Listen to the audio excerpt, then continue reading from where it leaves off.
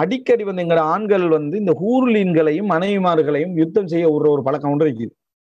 என்ன பிரச்சனை நடந்தாலும் சரி, ஹூர்லீன்கள் நாளை மறுமையில என்ன, அதாவது ஒரு சொர்க்கத்துடைய செய்திகள், சொர்க்கத்துடைய விஷயங்களை வச்சு நம்ம தொழுதமா, நோன்பு வச்சோமா, தர்மம் செஞ்சோமா, ஜக்காத்து கொடுத்தோமா, இதன் மூலம் நமக்கு சொர்க்கம் கிடைக்கணும், அல்லாஹு தஆலா அங்க பெரிய மன்சிலத்துகளை தரணும், நான் குடும்பத்தோட பிள்ளைகளோட என்ன செய்யணும், சொர்க்கத்துல போகணும் அப்படின்றத சொல்லாம ஒரு நகைச்சுவை பாணியில மார்க்கத்துடைய அந்த அம்சங்களை வந்து ஒரு ஒரு ஒரு குடும்ப பிரச்சனைகளுக்கெல்லாம் அந்த ரசூலுல்லாஹ்வோட வார்த்தையை, குர்ஆன் வசனங்களை வந்து ஒரு ஒரு விளையாட்டாக ஆக்கக்கூடிய ஒரு சப்ஜெக்ட் நம்ம பார்க்கிறோம்.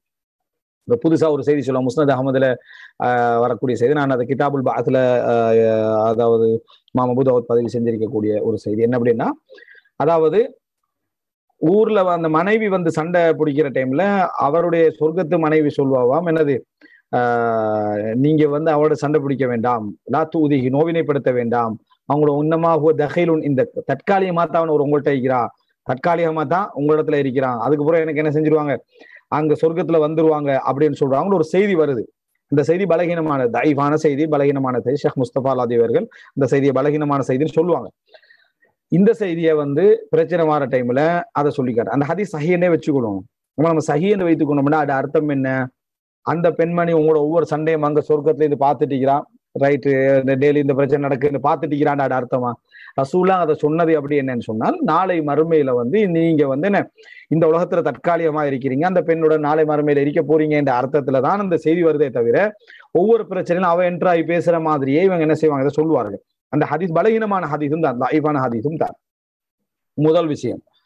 இரண்டாவது வந்து சொர்க்கத்துல வந்து அதாவது ஹூர்லீன்களை விட மிக சிறந்த பெண்களாக இருக்கக்கூடியவர்கள் வந்து உலகத்து பெண்கள் தான். சரிங்களா? ஹூர்லீன்களை விட அதாவது மிகவும் அதாவது அந்தஸ்தான உயர்வான இடத்துல அழகுலையும் என்னது அதாவது இந்த இருக்கக்கூடியவர்களாக அவர்கள் தான் இந்த உலகத்து பெண்கள் தான் என்ன செய்வார்கள், இருப்பார்கள். அப்படி என்பதற்கு நம்ம ஹதீஸ்களை நிறைய என்ன செய்கிறோம், பார்க்கிறோம். உதாரணமா ரசூல் ஸல்லல்லாஹு அலைஹி சொல்றாங்க, சஹீஹுல் புகார்ல வரக்கூடிய செய்தி 3245வது இலக்கம், அவ்வளு ஜும்ரத்தின் தலிஜுல் ஜன்னத சூரத்துஹும் அலா சூரத்தில் கமர் லைலத்துல் பத்ர். சொர்க்கத்துல முதலாவது நுழையக்கூடிய குழுவினர் வந்து அவங்களுடைய வடிவம் எப்படி இருக்குமெண்டா, பரிபூரண அதாவது சந்திரனுடைய இரவில், பௌர்ணமி இரவில் சந்திரன் எப்படி பிரகாசிக்குமோ அப்படி இருப்பார்கள். இது ஆண்களுக்கு தான் பெண்களுக்கு தான், இது ஆண்களுக்கு தான் பெண்களுக்கு தான்.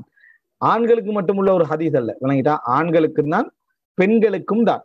அவர்கள் வந்து என்னது இப்ப இந்த ஹதீஸ் சொன்ன உடனே நிறைய பேர் என்ன நினைச்சிருக்காங்கன்னா, ஆண்கள் தான் என்ன சந்திரனுடைய அந்த கவர்ச்சியில இருப்பாங்க, பெண்கள் ஹூர்லீன்கள் தான் அங்க அழகா இருப்பாங்க மாதிரி நினைச்சிடுறாங்க, விளங்கிட்டா. அப்ப இந்த மாதிரியான ஒரு என்னது அதாவது ரசூல் ஸல்லல்லாஹு அலைஹி வஸல்லம் மிக தெளிவா சொல்லிக்கிறாங்க. இதுல வந்து என்னது சொர்க்கத்துக்கு போகக்கூடிய ஆண்கள் பெண்கள் எல்லாரும் என்ன சூரத்துல் கமர் லைலத்துல் பத்ர், அவர்கள் அந்த பௌர்ணமி இரவிலே சந்திரன் இருப்பதை போல் அவர்களுடைய தெளிவு என்ன செய்யும், அழகு என்ன செய்யும் இருக்கும். அப்படி என்ற செய்தியை நம்ம என்ன செய்கிறோம், பார்க்கிறோம். அது போல இந்த உலகத்துல இபாதத்து செஞ்சு பொழுது நோன்பு வச்சு அதாவது கணவனுக்கு கட்டுப்பட்டு ஒழுக்கமாக இருந்து அந்த பெண்கள் சொர்க்கம் போறதும் மனித இனத்தை சாராத, ஏன்னா அவங்க மனித இனம் இல்ல, மனித இனம் ஆதம் அலைஹிஸ்ஸலாத்துடைய பரம்பரையில என்ன செஞ்சிருக்கணும், வந்திருக்கணும். ஜின்களும் திருமணம் முடிக்க முடிந்த, மனிதர்களும் திருமணம் முடிக்க முடிந்த ஒரு படைப்பு தான் ஹூர்லீன்கள். மனித இனத்தை சாராமல் இருக்கக்கூடிய அவர்கள் அல்லாஹ் அழகாக மிக கவர்ச்சியாக படைத்திருக்கிறார். அந்த பெண்களை விட இவர்களை விட அந்த பெண்கள் சிறப்பாக இருப்பார்கள் என்றது இல்லை. ஆனால் அழகான மனைவியர்களை அல்லாஹ் தஆலா சொர்க்கத்தில் ஹூர்லீன்களாக தயாரித்து வைத்திருக்கிறார் என்பது உண்மை. ஆனால் ஹதீஜா ரலியல்லாஹு அன்ஹா, ஆயிஷா ரலியல்லாஹு அன்ஹா, மரியம் அலைஹிஸ்ஸலாம், ஆசியா ரலியல்லாஹு அன்ஹா, அது போல என்னது இது போன்ற இந்த ஆயிஷா ரலியல்லாஹு அன்ஹா, இது போன்ற பெண்கள் எல்லாரை விடவும் ஹூர்லீன்கள் சிறப்பாக இருப்பார்கள் என்று சொல்லக்கூடிய நிலைமைக்கு இவங்க என்ன செஞ்சிடறாங்க, போயிடுறாங்க. இது ஒரு தவறான ஒரு அம்சம். இந்த உலகத்து பெண்கள் தான் சொர்க்கத்துல மிகவும் சிறந்தவர்களாக இருப்பார். இமாம் இப்னு உஸைமின் ரஹிமஹுல்லாஹ் அவர்கள் மிக தெளிவா சொல்றாங்க, வணங்கிட்டா. இது வந்து என்னது அதாவது ஆதாரத்தை நான் சொல்லிட்டேன், ஆனா அறிஞர்கள் ஒரு ஆளை நம்ம சொல்லிடணுமே, அப்பதான் நம்ம விளங்குறது வந்து நான் சரியாக விளங்கினமா நம்ம தெரிஞ்சுக்கலாம். அப்போ அந்த அடிப்படையில பல அறிஞர்கள் இதை என்ன செஞ்சுக்கிறாங்க, சொல்லி இருக்கிறார்கள். எனவே இந்த என்னது அதாவது இந்த அடிப்படையிலான சிந்தனை போக்கு நம்ம என்ன தவிர்க்கப்பட வேண்டும்.